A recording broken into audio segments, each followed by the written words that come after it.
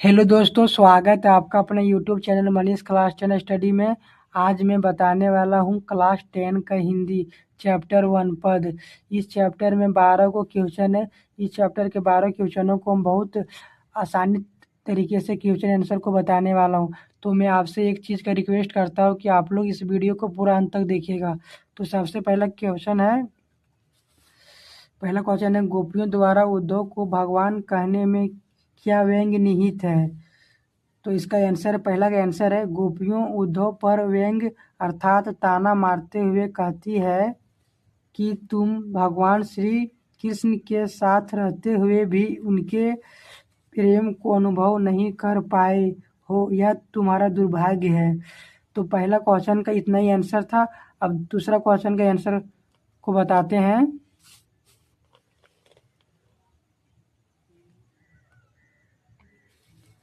तो दूसरा क्वेश्चन है, उद्धव के व्यवहार की तुलना किस किस से की गई है? तो यहाँ दूसरा के आंसर को लिखे हैं, उद्धव के व्यवहार की तुलना निम्नलिखित से की गई है।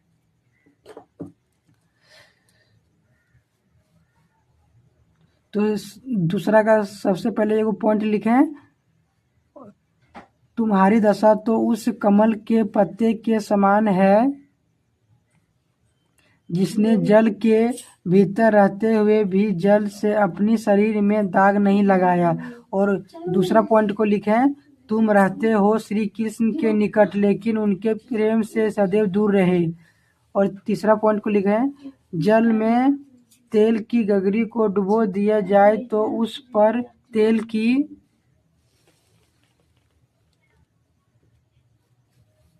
एक बूंद भी ठहर नहीं पाती, वैसे ही तुम्हारा मन है। और चौथा पॉइंट लिखें, तुम प्रेम के संबंध में क्या जानो जबकि तुमने कभी ना तो प्रेम की नदी में अपने पांव डुबोया और ना कृष्ण के सौंदर्य रूपी पराग में तुम्हारी दृष्टि अनुरक्त हो सकी।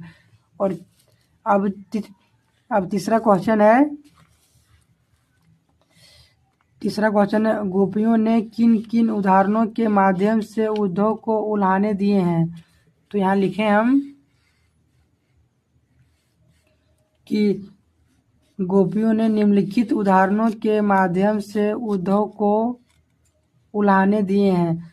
तो इसका तीसरा का आंसर को हम 3 पॉइंट में लिखे हैं। पहला पॉइंट लिखे कमल का पत्ता, और दूसरा पॉइंट लिखे तेल की मटकी, और तीसरा पॉइंट लिखे प्रेम की नदी।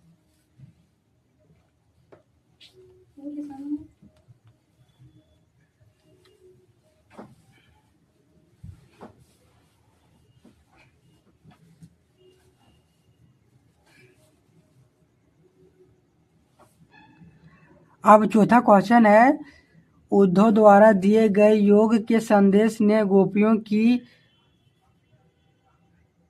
विरगिनी में घी का काम कैसे किया? तो चौथा का आंसर लिखे हैं, जिस तरह से जलती हुई आग में घी डालने से आग और बढ़ती है, उसी प्रकार जब गोपियों को यह संदेश मिला कि श्री कृष्ण ना तो खुद आ रहे हैं और गोपियों को योग में मन लगाने का संदेश दिया है, तो इस संदेश ने गोपियों की विरागिनी में घी का काम किया। तो अब पांचवा क्वेश्चन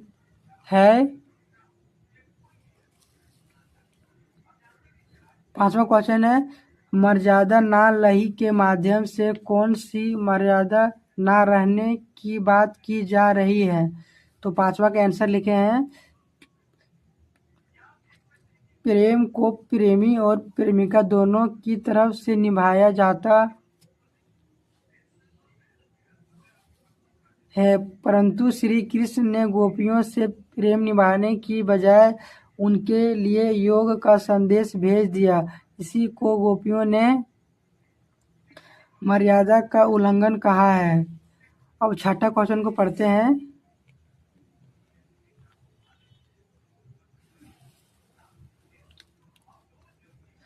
तो छठा क्वेश्चन है, कृष्ण के प्रति अपने अन्याय प्रेम को गोपियों ने किस प्रकार अभिव्यक्त किया है।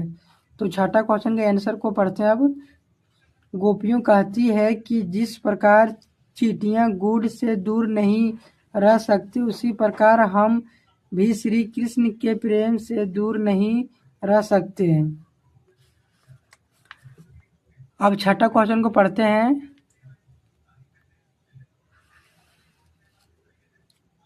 छठा क्वेश्चन को पढ़ लिए दोस्तों। अब सातवां क्वेश्चन को पढ़ते हैं। तो सातवां क्वेश्चन है, गोपियों ने उद्धव से योग की शिक्षा कैसे लोगों को देने की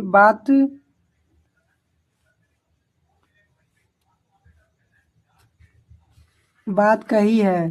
तो सातवां का आंसर है, गोपियों ने उद्धव से कहा है कि वे योग की शिक्षा ऐसे लोगों को दे जिनके मन में श्री कृष्ण के लिए सच्चा प्रेम नहीं है।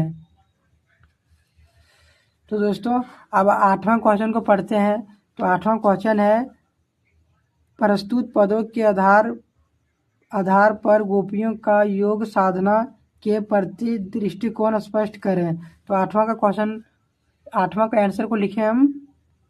जिस प्रकार कोई इंसान मीठे फल को छोड़कर कड़वी ककड़ी, इसे हम ककड़ी लिखें, नहीं खाता, उसी प्रकार गोपियों भी श्री कृष्ण को छोड़कर किसी योग संदेश को अपनाना नहीं चाहती है। तो अब नौवां क्वेश्चन है, गोपियों के अनुसार राजा का धर्म क्या होना चाहिए। तो नौवां का आंसर को लिखे हम। गोपियों के अनुसार राजा का धर्म यह होना चाहिए कि गोपियों के अनुसार राजा को ऐसी कार्य करना चाहिए कि प्रजा पर किसी प्रकार का कोई अत्याचार ना हो, और ना ही कोई ऐसा कार्य करे जिससे प्रजा को दुख पहुँचे। किसी भी तरह से प्रजा को सताया ना जाए। तो दोस्तों अब नौवां क्वेश्चन को तो पढ़ ली। अब 10वां क्वेश्चन को पढ़ते हैं।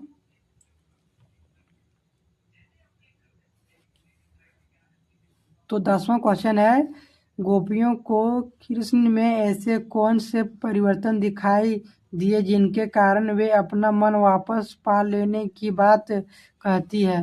तो 10वां को आंसर को लिखे हम। 10वां का आंसर है, गोपियों के अनुसार श्री कृष्ण में अब निम्नलिखित परिवर्तन आ गए हैं। देखिए दोस्तों, हम ये जो नोट्स को आपको बता रहे हैं सो बहुत शॉर्ट में बता रहे हैं, और आप लोगों को 1-2 मिनट में ही याद हो जाएगा। तो आप लोग इसे आराम से लिख लीजिएगा अच्छे राइटिंग से। तो 10वां का पहला पॉइंट है, श्री कृष्ण के व्यवहार में छल कपट आ गया है। और दूसरा पॉइंट है, श्री कृष्ण अब प्रेम की मर्यादा भूल गए हैं। अब 11वां क्वेश्चन है दोस्तों,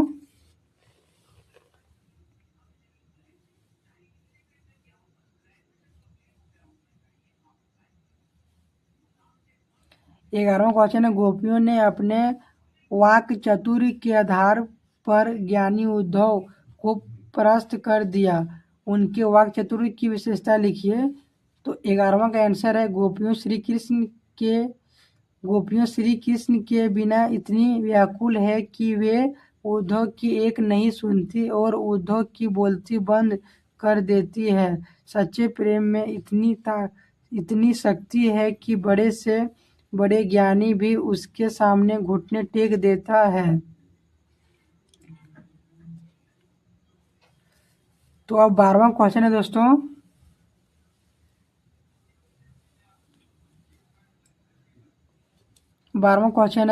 संकलित पदों को ध्यान में रखते हुए सूर्य के भ्रमर गीत की मुख्य विशेषताएं बताइए। तो 12वां का आंसर है, संकलित पदों को ध्यान में रखते हुए सूर्य के निम्नलिखित विशेषताएं हैं। तो पहला विशेषता है, गोपियों के विरह का मार्मिक वर्णन है। और दूसरा विशेषता है, गोपियों का श्री कृष्ण के प्रति सच्चे प्रेम का प्रदर्शन है। और अब तीसरा पॉइंट है, पदों में संगीतात्मक का गुण है। और चौथा पॉइंट है, एक तो वे श्री कृष्ण के मित्र हैं। और पांचवा पॉइंट है, यह उद्धव प्रेम की पीर से सर्वथा अनभिज्ञ है। तो दोस्तों, हम 12 के 12 क्वेश्चन के आंसर को हम बता दिए दोस्तों। तो वीडियो को ख़त्म करने से मैं आप लोगों से पूछना चाहता हूं कि यदि आपको किसी भी प्रकार से इससे रिलेटेड कोई दिक्कत हो तो हमें कमेंट में पूछ सकते हैं, मैं इसका रिप्लाई ज़रूर दूंगा। तो दोस्तों, वीडियो आप लोगों ने पूरा अंत तक देखा, इसके लिए वेरी वेरी थैंक यू। तो मिलते हैं नेक्स्ट वीडियो में।